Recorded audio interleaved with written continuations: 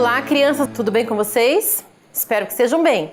E para nossa aula de hoje, nós vamos precisar do caderno de arte, caderno de desenho ou o caderno que você estiver usando.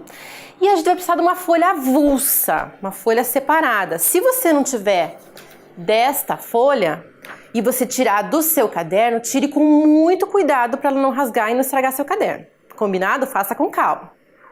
Os lápis de cor, giz de cera, canetinha, o que vocês tiverem para colorir.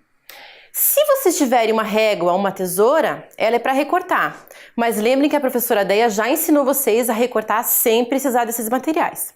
Eu vou dar um tempinho para vocês se organizarem e a gente já começa.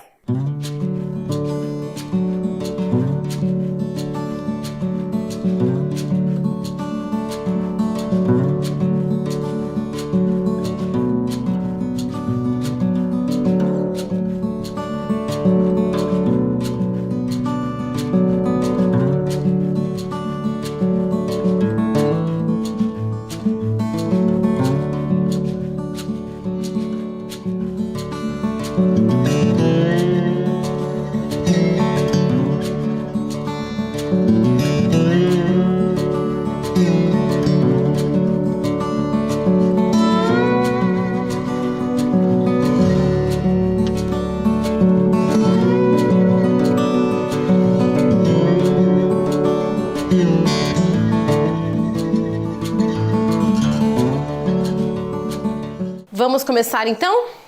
Vocês devem lembrar que na aula passada nós falamos sobre as cores primárias. Lembram delas? Quais são? O amarelo, o azul e o magenta. Lembra que eu falei também lá no lápis de cor, qual que vocês vão usar? O vermelho, muito bem. E vocês devem lembrar também que quando o artista mistura as cores, ele tem as cores secundárias. Se ele misturar o amarelo com o azul, ele vai ter o verde. Se ele misturar o amarelo com o magenta, ele vai ter o laranja. E se ele misturar o magenta com o azul, ele vai ter violeta. Então essas são as cores secundárias. E vocês devem lembrar também que eu falei para vocês que alguns artistas, ou é possível trabalhar separando essas cores entre quentes e frias. Não é que se eu colocar o dedinho lá na tela eu vou sentir calor ou vou sentir frio. É a sensação que essas cores passam. Reparem nesse círculo. Aonde que estão as cores frias? Do roxo até o verde e as cores quentes do amarelo até o magenta. Então essas cores, essa divisão é bem importante para a gente perceber que as cores passam para a gente sensações. E lembra que eu falei também para vocês que os artistas estudam muito como é que uma cor se comporta perto da outra. Geralmente eles conseguem colocar a cor oposta desse círculo, a cor que está lá do outro lado, porque o que vai acontecer? Uma cor que vai favorecer a outra, vai deixar a outra mais evidente ou equilibrar o quadro quando o artista quer. Então esses efeitos de cor são o que os artistas estudam para trabalhar nas suas pinturas. Geralmente quando a gente olha um quadro e vê assim, puxa, que lindo, quando os nossos olhos ficam atraídos e gostam do que vem, geralmente é porque o artista soube muito bem usar essas combinações de cores. Bacana, né? Hoje eu quero apresentar para vocês uma artista muito importante para a arte brasileira. O nome dela era Anita Malfatti. Já ouviram falar dela? A história dela é bem interessante. Para começar, quando ela nasceu em 1889, finalzinho do século, e ela pegou um momento de bastante transição. Quando ela nasceu com uma atrofia na mão direita, e ela não conseguia fazer nenhum movimento com essa mão direita. O que ela teve que fazer? Aprender a se virar com a mão esquerda. Os artistas têm muito disso, né? Quanto mais difícil parece que fica, mais eles querem se superar. Foi o que aconteceu com a Anita. Tudo que ela queria fazer e que as outras crianças faziam, ela queria fazer também e aprendeu a fazer também. Inclusive a sua grande paixão, que era desenhar e pintar. Pois ela foi crescendo, foi se desenvolvendo e resolveu ser artista. Só que quando ela resolveu ser artista, claro que todo artista tem que estudar muito, tem que procurar as melhores escolas. Enquanto a maioria dos artistas ia para a França, ela resolveu estudar na Alemanha. Ela foi morar em Berlim, na Alemanha. E lá em Berlim, na Alemanha, ela teve contato com grandes artistas que estavam num movimento muito ousado para a época, um movimento muito diferente. Um movimento que priorizava justamente trabalhar com a cor, que é o nosso assunto de hoje. Então imaginem lá, quando a Anitta foi para a Europa, ela teve contato com grandes artistas. O primeiro contato que ela teve com os trabalhos do Van Gogh, do Vincent Van Gogh, já ouviram falar? O Van Gogh é um marco na história da arte. Ele teve uma arte que era muito expressiva. Ele pintava com a emoção e com o coração. Cada pinceladinha dessas aqui é a emoção dele que está transmitindo na tela. Essa ideia de transmitir essa emoção, de transmitir essa paixão, essa vontade de desenhar e aquilo que o artista está sentindo, é o que deu origem à ideia do movimento do expressionismo. O que é o movimento do expressionismo? A ideia é que o artista coloque aquilo que ele está sentindo, que ele expresse as suas emoções, que ele expresse o seu sentimento, que ele expresse o seu pensamento através do uso das cores, através da combinação das cores e tudo mais. Nessa época, o expressionismo foi se desenvolvendo e muitos artistas começaram a trabalhar com a cor. Lembra dos nossos amigos Kandinsky e Paul Klee? Eles estavam misturados aí nessa história. Mas hoje eu trouxe mais outros dois artistas para vocês conhecerem desse movimento do expressionismo, que trabalhava muito com a ideia da cor. O Franz Marc era um desses muitos artistas alemães que trabalhavam com expressionismo e trabalhavam com a liberdade da cor. Essa obra se chama Cachorro Deitado na Neve.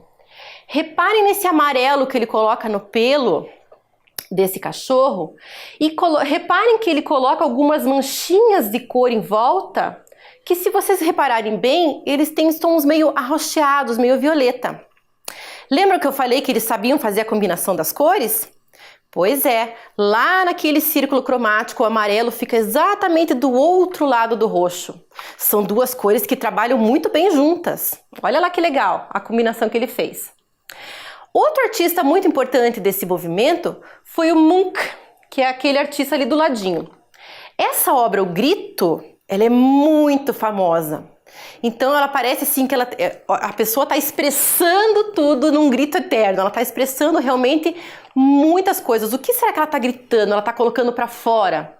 Mas ao mesmo tempo as cores estão gritando, as cores estão se movimentando. Reparem que o rosto do personagem não é muito definido, mas ele é expressivo.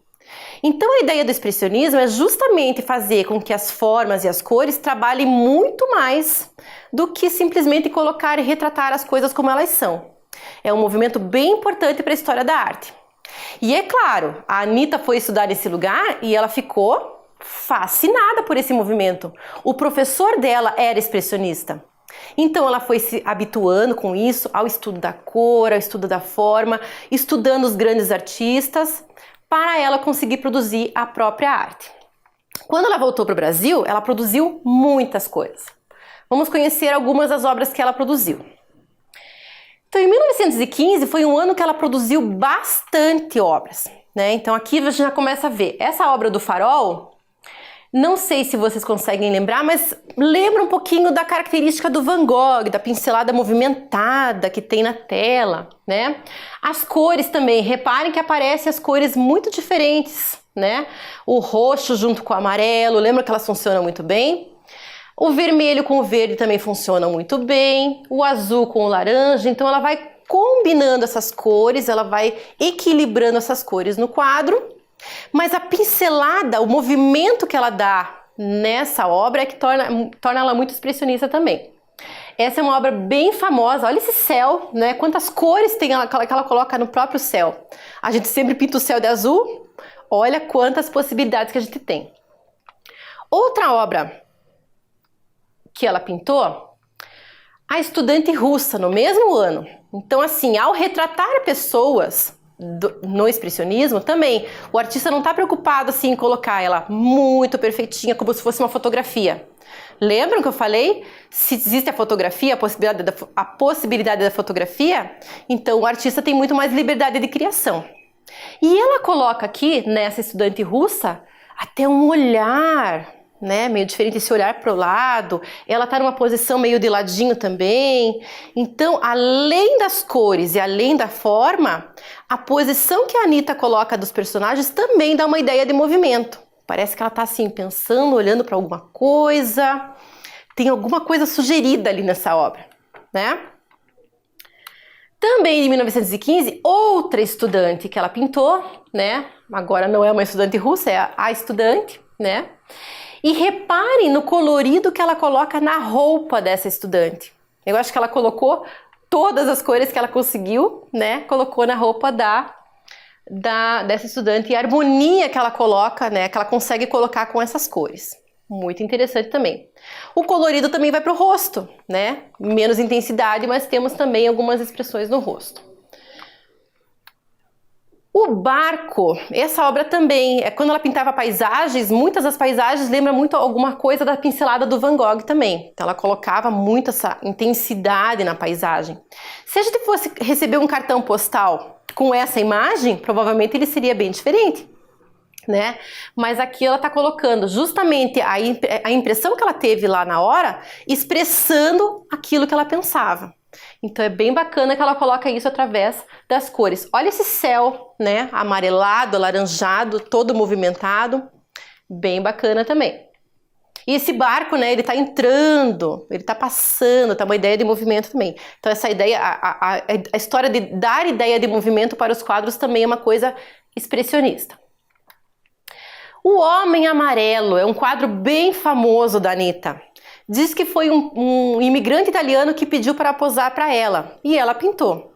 Reparem aqui nesse quadro quantas cores quentes que ela usa, né? O homem amarelo, mas ela também trabalha com esse marrom mais quente, os avermelhados. Reparem como ela conseguiu fazer uma paleta bem quente aqui nesse quadro. E outra coisa, ele tá numa posição meio que recostada, meio que querendo se mexer, parece que ele está incomodado, né? Outra coisa, essa sobrancelha angulosa que ela coloca, né? Uma forma diferente. Então ela vai expressando aquilo que ela via na pessoa, as expressões mais importantes ela acabava retratando no quadro. Seguindo então, olha esse quadro, a Ventania. Conseguem imaginar a ventania? O movimento do vento mexendo nas formas ali, olha que bacana. Também lembra bastante a pincelada do Van Gogh, esse movimento que ela consegue dar para a imagem, né? Também ela trabalha a questão das cores, olha lá como as cores vão trabalhando e se equilibrando, né? No meio dos verdes ela vai colocando umas pinceladinhas em vermelho para dar uma equilibrada, né? Ela vai trabalhando esses tons. Dentro do verde ela vai colocando uns amarelos também para dar uma iluminada. Então ela vai trabalhando a cor como expressão. Esse quadro aqui também é bem famoso. O Homem das Sete Cores. Vocês conseguem perceber as 7 cores? Conseguem perceber um homem? Conseguem perceber que ele está andando? Que ele está se movimentando na tela? Olha que interessante. Mas eu nem consigo ver o rosto dele direito, mal consigo ver as formas do corpo dele. A ideia era o quê? Justamente o contrário, não precisar mostrar todos esses detalhes. A ideia era expressar o movimento, a forma do corpo, as cores no nosso corpo, as cores da carne no nosso corpo, né? Será que a gente tem todas essas cores? Interessante, né? E outra coisa que me chama muita atenção, além da forma do corpo do homem, é essa forma dessa folha de bananeira que ela coloca ao lado ali. Vocês perceberam que junto com o verde ela coloca o azul? Quem aí de vocês já experimentou pintar uma árvore ou uma folhagem e junto com o verde colocar o azul? Olha, fica a dica, hein? Acho que vocês vão se surpreender com o resultado. Fica bem interessante. A mulher dos cabelos verdes, olha aí, ó. Então ela não está preocupada em retratar a pessoa como ela realmente é, mas de repente ela viu uma luz, né, uma luminosidade, colocou um verde no cabelo da mulher. Reparem também no rosto dessa mulher. É como se cada partezinha do rosto dela tivesse sido montado, tivesse sido colocado especialmente ali, né? Então, provavelmente a fotografia dessa mulher seria bem diferente, mas a expressão da Anitta, né, a ideia dela expressar através da cor e da forma e da pincelada dela o retrato dessa mulher de cabelos verdes. Reparem também na cor da cadeira e no movimento da linha na cadeira. Não é uma cadeira que está ali paradinha, é uma cadeira que faz parte da composição. Legal, né? Olha só essa tela aqui. O nome dela se chama Tropical e ela pintou em 1917. E aqui a gente já vai notando uma preocupação da Anitta de colocar coisas brasileiras no trabalho dela, de colocar a cor do Brasil, as formas do Brasil, as pessoas do Brasil.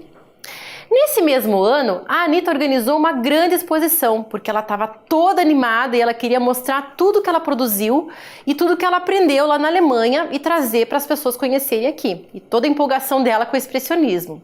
E ela organizou essa exposição com umas 53 obras mais ou menos. Uma exposição muito bonita, muito bacana. E nessa exposição ela mostra tudo o que ela aprendeu. Só que nessa exposição, uma das pessoas que foi visitar e falar sobre essa exposição foi um crítico de arte chamado Monteiro Lobato. Já ouviram falar em Monteiro Lobato? É esse mesmo, é o mesmo autor do Sítio do Pica-Pau Amarelo. Só que nessa época, o que o Monteiro Lobato escreveu não foi muito legal. Ao mesmo tempo que ele escrevia que a Anitta era uma grande artista, ele dizia que a exposição era um horror, que era um fracasso. As obras que a Anitta tinha vendido, as pessoas devolveram, influenciadas pela crítica. Olha que coisa! Mas acontece que quem tem amigos tem tudo, não é verdade? E a Anitta tinha muitos amigos já trabalhando junto com ela e com essa ideia de valorizar as coisas do Brasil. Ela tinha amigos que eram intelectuais, filósofos, músicos, escritores. E o que aconteceu? Esses artistas pensaram assim, não, essa crítica não está certa. Vamos mostrar o que a gente está querendo mostrar, que nós estamos querendo mostrar e valorizar as coisas do Brasil. E eles foram se organizando e chamaram a Anitta e outros artistas também para organizar uma semana de arte muito importante. E nessa semana de arte, tudo que foi mostrado lá era justamente para mostrar o que era o verdadeiro Brasil. O Brasil das pessoas, o Brasil das formas, o Brasil das frutas, o Brasil das cores. Essa semana foi chamada de Semana de Arte Moderna e mudou totalmente o rumo da arte a partir de então. Muitos artistas ficaram famosos por causa da Semana de Arte Moderna e valorizando justamente as coisas do Brasil. E valorizando também o trabalho dessa grande artista que foi a Anitta Malfatti. Vamos fazer um exercício de cor então?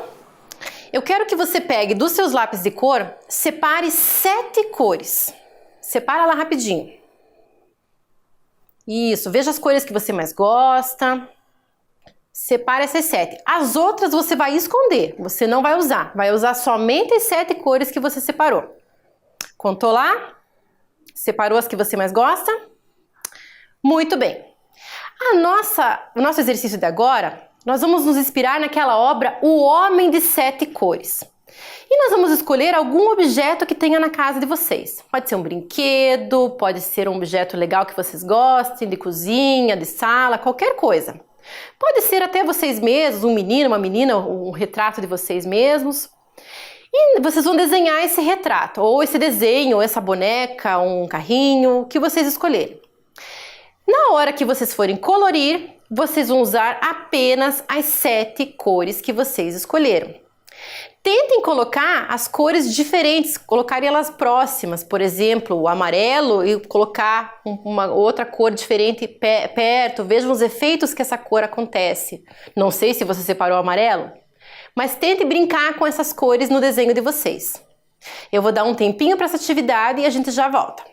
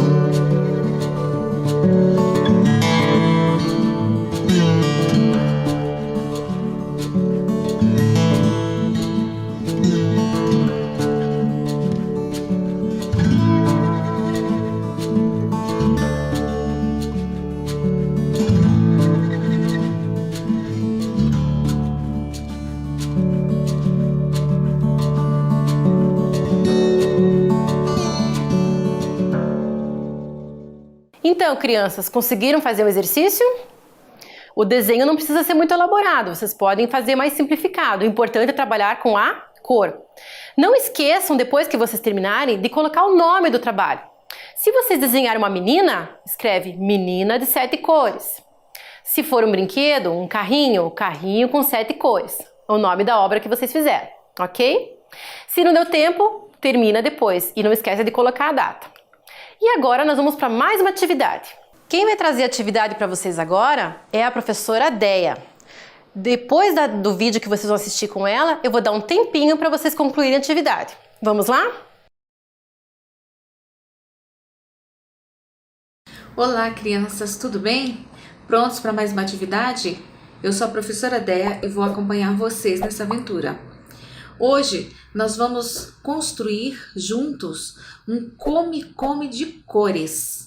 Assim, nós vamos poder brincar com as cores que nós aprendemos na aula da professora Thaís e não esquecer mais o que são as cores quentes, o que são as cores frias, o que são as cores primárias.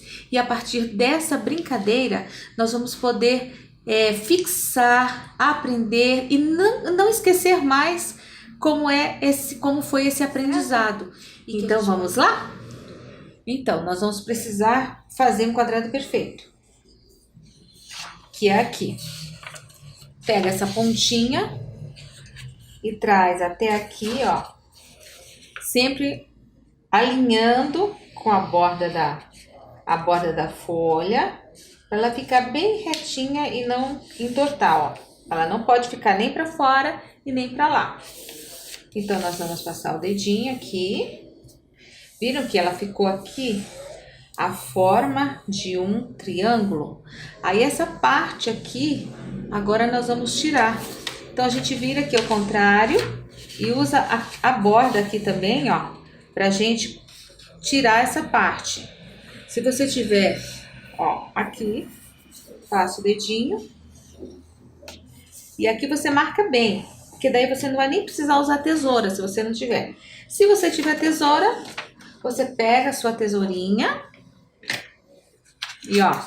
e corta. Mas se você não tiver, a professora sempre fala que, ó, nós precisamos só marcar bem essa parte e daí a gente vai destacar, ó. Faz um piquezinho e vai puxando com cuidado, ó. E a folha vai se soltando retinha, aonde você marcou. Então, a gente já tem aqui um quadrado perfeito, certo? Então, nós fazemos o quadrado perfeito aqui. E daí, depois a gente dobra de volta no meio. Então, olha aqui. O quadrado tá dobrado ao meio. E agora eu vou e dobro de novo. E eu monto mais 2 triângulos. Certo? Mais 2 triângulos. Então, agora eu tenho, olha só. Eu tenho esse aqui e tenho esse aqui. E quando eu abro, eu tenho um quadrado com um X no meio, olha só. Agora eu vou começar a brincar com essas pontinhas. Eu pego essa pontinha aqui e coloco aqui. Ó, seguro e passo meu dedinho. Pego a segunda pontinha e coloco ali, ó, bem no meio também, ó. Elas se encontram ali, tá vendo? Bem no meio. Passo meu dedinho. Vou de volta aqui no meio. Passo meu dedinho. E de volta, eu vou aqui, passo meu dedinho. Agora eles se encontraram. Olha que legal. Então, ó, as 4 pontas se encontraram. E agora nós já temos essa forma aqui, que é um outro quadrado menor. E olha que legal. Esse quadrado grande, ele tá dividido em 4 outros quadrados, ó. 1, 2, 3, 4. Viram que essa marcação que eu fiz aqui, ó, que é essa aqui, lembra do começo? Que marca aqui e marca aqui. Aqui desse lado divide os quadrados. Viu que legal? Agora, olha só, eu vou pegar essa pontinha e vou trazer aqui pro meio de novo, ó. Tá vendo? Então, essa parte que tem aberto aqui, eu ponho para baixo. E pego essa pontinha e trago para cá. Pego essa pontinha e trago para cá. Outra pontinha e trago para cá. E a outra ponta também se encontra lá no meio. Estão conseguindo ver, ó? Agora eu tenho essa forma aqui. Antes da gente passar para a próxima etapa, então nós vamos agora dar uma paradinha e vamos pegar os nossos lápis de cores. Eu vou escolher as minhas e vocês escolhem a de vocês.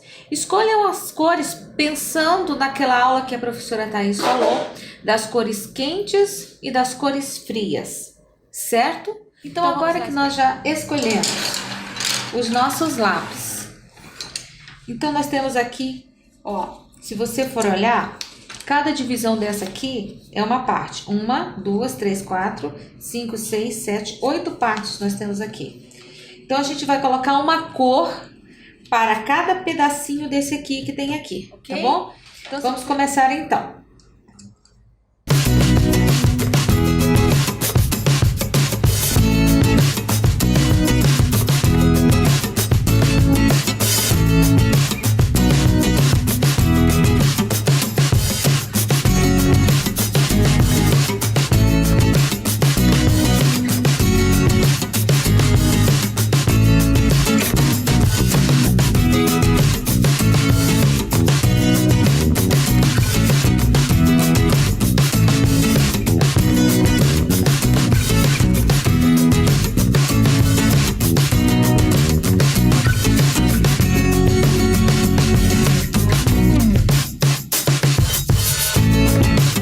Agora que a gente já pintou as cores aqui, nós vamos fazer o seguinte.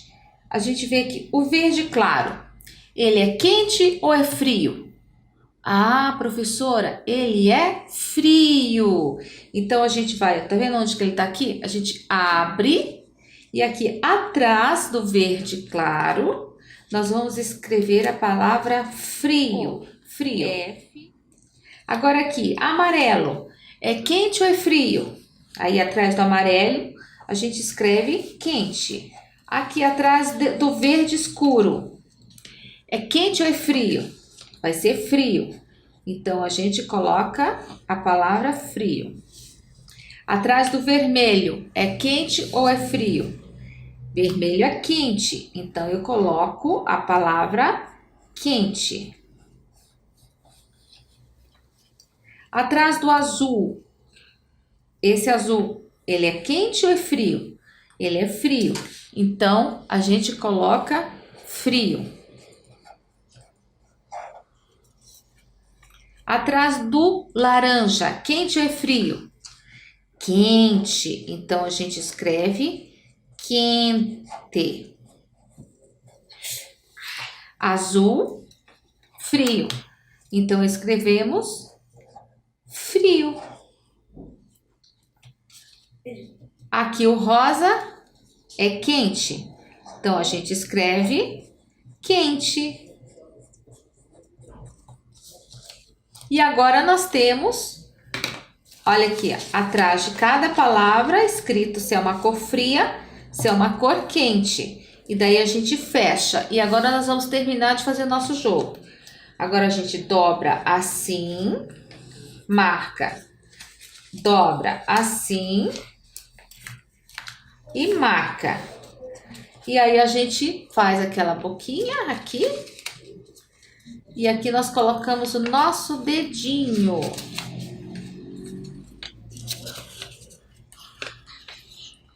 Coloca ali o nosso dedinho. E agora é só brincar, ó. Ó. Abre, fecha. Olha lá. Pronto, agora que a gente já construiu o nosso come-come, nós vamos aprender a brincar, tá bom? Então, a gente pede para o amigo, ou a mãe, o familiar que estiver aí com você, dizer um número de 1 a 10. Brincar com o Theo. Que número você quer, Theo? De 1 a 10. Eu quero 4. Ele quer 4. Então, vamos contar 4 comigo? Então, vamos contar, vai lá. 1, 2, conta comigo. 3, 4, olha lá. Agora aqui no 4 nós temos que cores? Nós temos azul claro, azul vermelho, rosa e verde escuro. Qual cor você escolhe, Theo? Que cor é essa que você escolheu? Vermelho. Vermelho. E vermelho é uma cor quente ou é uma cor fria? Quente. Quente? Vamos ver se o Theo acertou, se é quente? Vamos lá. A gente abre, E aqui nós temos a cor vermelha e nós vamos olhar atrás. A cor é quente. Você acertou, Theo! Uhul! Olha lá, você acertou! Muito bem! Que legal! Gostou dessa brincadeira, Theo? E vocês, crianças, vocês gostaram dessa brincadeira? Ela é bem fácil de fazer, vocês viram? Se chama o Come-Come das cores quentes e frias. Vamos fazer o nosso, então?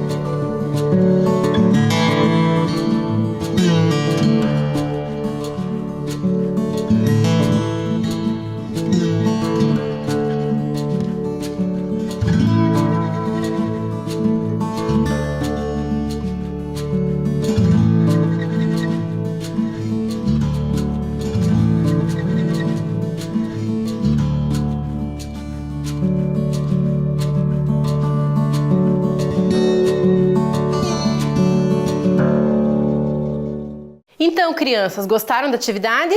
Conseguiram fazer? Eu espero que vocês se divirtam bastante utilizando as cores. E que vocês aproveitem para observar ao entorno de vocês e brinquem também com quem mora com vocês. Acho que vai ser bem divertido, ok? Então, nos vemos na próxima aula. Até lá!